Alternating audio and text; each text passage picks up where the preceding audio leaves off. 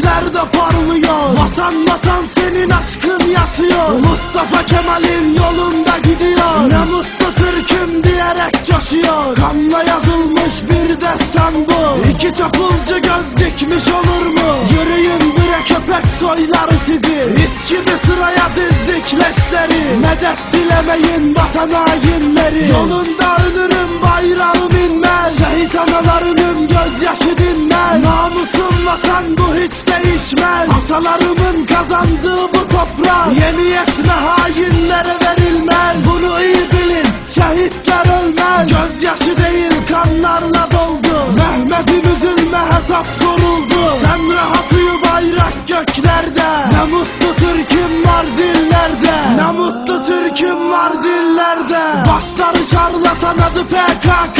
Vatanımda yerin yok lan anla. Dil uzatıyormuş piç benim atama. Küçük insan sensin sok kafana. Dağlar mezarınız olacak yakında. Kellen kopacak görüyor ufukta. İnsan olmayana kefen biçilmez. Türkiye'm büyük kolay geçilmez. Siz sanmayın ki soyum tükenmez. Beşikten mezara kökünüz kurusun. Ne mutlu Türk'üm soyunuz duysun.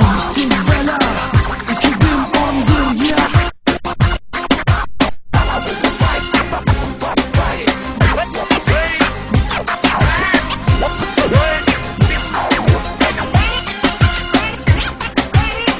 Evet.